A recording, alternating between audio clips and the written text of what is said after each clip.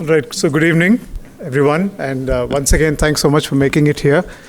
I know it's very challenging in Bangalore to take a decision to get out after 4 p.m., whether you're at home or at office, both ways. So really appreciate it. At the outset, I would like to thank the organizers, NHRD members, as well as colleagues from Ripple's Learning for giving me this opportunity to speak to you. In about 10 minutes' time, I would like to say a few things about the future skills needed in HR. I think it's clear to everyone that if one would like to know about this, all you need to do is to ask ChatGPT, right? I did the same thing last week, and I was curious, what do the other AI engines talk about? So what I did is I realized that if I repeat the same thing, what's mentioned in the internet, as a result of what AI mentions to us, collates it for us, or even if I mention what experts have spoken in various conferences, I've listened to some videos as well, you have a fairly similar list that comes up. So what I thought is majority of the time I would try to focus on my own personal experiences, if that makes sense for you, and let it be your effort afterwards to go to the internet and dig deeper into what is already there. So next slide, please. Thank you. So what I've done is I've broadly segregated what I want to speak in these 4 areas. The first one is really to speak about the industry view. I'm talking about the second logo there, which is on internet. It's available for all of you to read and enjoy. I would also share a little bit about what experts have said. And the last one where I want to spend maximum time is about my personal experience. Over the last 20 plus years in the private sector, what have I seen as current and future needs of HR professionals over and above what has been already mentioned. I hope that works for you. You would also see that I've expanded the scope a little bit to speak a little bit beyond skills. When somebody said HR skills for the future, skills word has a little bit of a bad reputation. It always talks a little bit about transactional activities. So I thought we could broaden it a little bit by saying, do we also look at some mindsets needed for the future? You may be very skilled, but if you lack the mindset, then that could also be a problem for the HR community. So please allow me to touch a few things about mindset as we move forward. Next slide. Yeah, thank you. So the industry view. So what did I come across when we actually looked at the internet, the AI, books, and so on? These are all the very, very important qualities needed of HR colleagues as they look at the future. It's everybody gets full marks if you guess that digital literacy, AI, these are the most important as we go forward, right? Today, I have seen in my experience as well that colleagues who come in with good quality HRMIS experience, who understand how to work with data, who are able to develop really smart MIS for the top management, these people are absolutely in demand, right?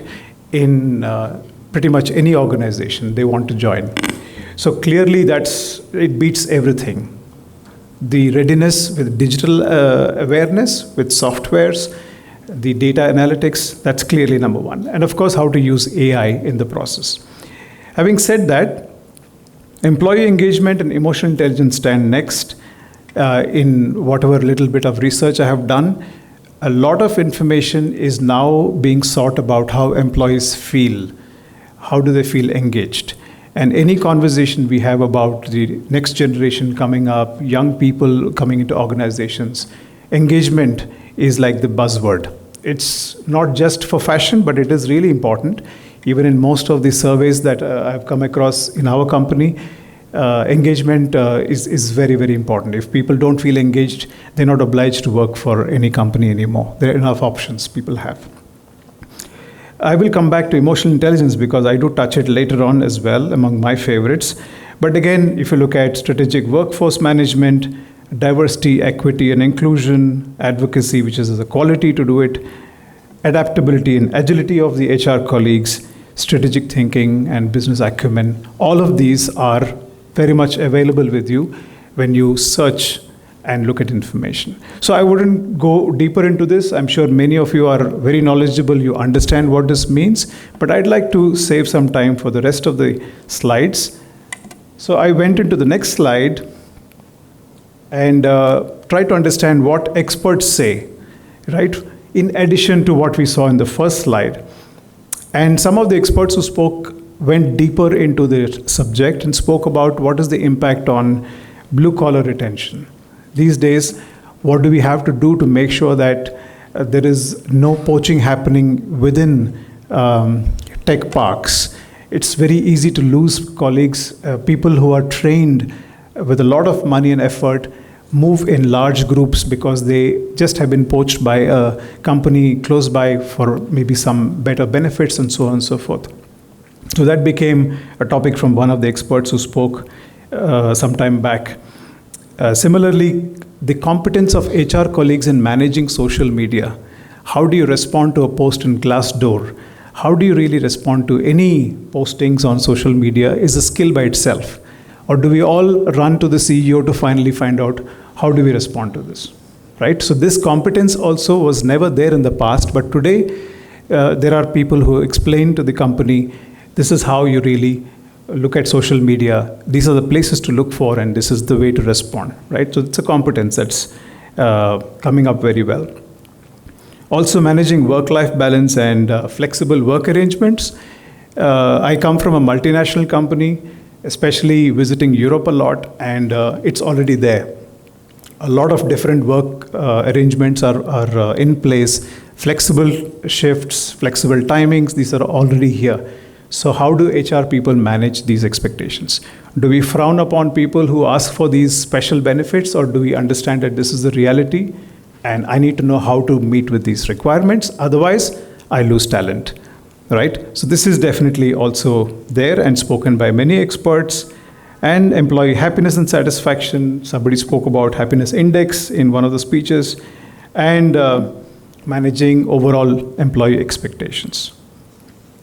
This is also a list that I thought I could offer it to you on the basis of some research. Some books are also available. If you could click once more, Veronica. Yeah, so some books are also available for you to read, and my favorite is in the middle, 5 Minds of the Future, which is 15 years old at least. So the future is already here, right? The book speaks about 5 very, very essential minds or mindsets, if I may say so, that are essential for anybody to do well in life. Can anybody confirm if you've read this book, other than Mr. Vasudevan, of course, my mentor? Anybody else who's read this book?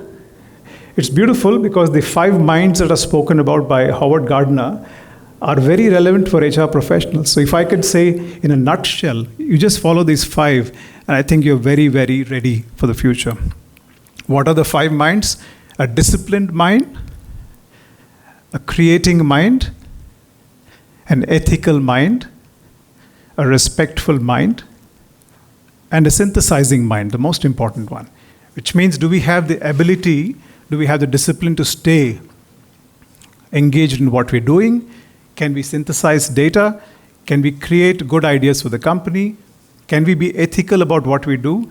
And can we be respectful of the employees, right? It's a great book, great stuff on the internet that you can read about it. So please do remember to look at it. Personal experiences. And this is very important for me because this is what I can really bring exclusively to this group today. This I did not have to ask AI or go into the internet and listen to videos, because this is purely out of my heart and mind. What did I experience? And what is relevant for HR colleagues, in my view, is in these 4 areas. The first area is to understand that this industry is a national and a global playfield. What do I mean by this? I'll give you an example, a story, like I was talking to our colleagues.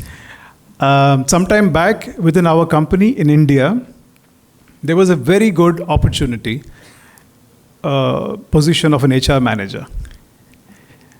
Out of close to 80 people that we had in India in the HR department, Finally, no one was selected for that position. And I was extremely disappointed. And why is that? Because half of them were not mobile.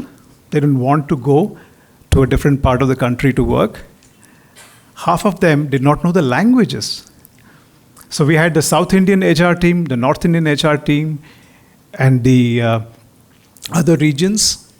So unfortunately, even though somebody put in so many skills, this colleague did not know Hindi or did not follow Punjabi or some other language in the country and was not considered qualified and did not even apply. So to me, this is a very disappointing factor, which means if we go for a very basic skill, I think we need to know languages better. We need to have a mindset of being mobile in the process. Having said this, let me expand this example a little bit more. I work for a company called Freudenberg, and Freudenberg is a global company, more than 55,000 employees. As you can imagine, the number of positions that come up regularly. And even recently, I remember there's a very good position that has been advertised in HR, but there is a language requirement. Preferably someone who has basic Spanish skills. Unfortunately, it was not available for most people. And my question to my Indian colleagues was that, can you start learning foreign languages? Because you are in a shrinking world. I mean, most of the young people here will be traveling globally very soon. When that happens, I hope you have a good foreign language competence working for you. Having said that, that comes with cultural knowledge and your own retention. I hope you spend enough time in companies more than at least the average employee's tenure. Right? The next section that I would like to look at is moderating. What is this moderating skill that you can have as an HR professional? Can you make conversations happen in the organizations? Sensitive conversations. This is something which I personally see as an area where people fall short. As HR colleagues, you perhaps are not invited into the hall for a discussion, for the important decision-making discussion between leadership team members because you lack the moderating ability. And other cases, I've seen HR heads be invited, be listened to because they carry that skill into the hall. So this is a very, very beautiful skill that can take you places if we're looking at future skills. Of course, these are past and present as well, but some of them are evergreen, so I had to include them. And education, certification, these are things which I have to add that, work experience alone is not going to take us anywhere. Which means at a particular point of time, we need to have a certification to claim as our expertise. And again, my question goes back to a lot of young HR colleagues. How much investment are we making in ourselves today? What certifications are we driving today? We heard about CHRMP driving a lot of certifications. I come from a world of organization development and change management where ISAB's ODCP is running a great certification program. But these are the ones that give us identity in the industry, right? And how do we really practice them? I was pleasantly surprised recently that I was invited for a sustainability committee as a member. And I was very surprised, and somebody asked me, what's the interest? So when I was part of this conversation, somebody asked me by saying, hey, so have you wondered what is the carbon emission that is happening due to employees' business travel globally? And that is an HR topic. I never knew this would be a case before. But sometime back when somebody asked me this question, I was pleasantly surprised. I said, okay, so it's an HR issue? They said, of course. In fact, they asked, does your travel policy and does your car policy take into account sustainability as an important influencer? And I heard, again, CHRMP is running a ESG certification. I think this knowledge is also very important for our future. And finally, just a couple of minutes on my favorite, on following, partnering, mentoring. This is a great thing I've noticed among really experienced HR leaders who play all of these three roles in their business partnering with leaders. But they play all three successfully, which means they have competence in all three areas. They're very good followers when it's important. They're very good partners, right? They're good sparring partners for leaders. At the same time, when it is needed, they're also very good mentors for their business leaders. And they're looked upon as great guides. Unfortunately, we could be falling short by just being following in some cases and not being enough contributing in partnering and mentoring. So to me, that's a future skill that we also need to develop to be successful. And that obviously can get the HR a seat at a table for major decision makings in the company. But these are some thoughts based on my personal experience. I'm sure the panel has much more to give you. So without much more delay, I would hand it to Disha and look forward to the conversation. Thank you.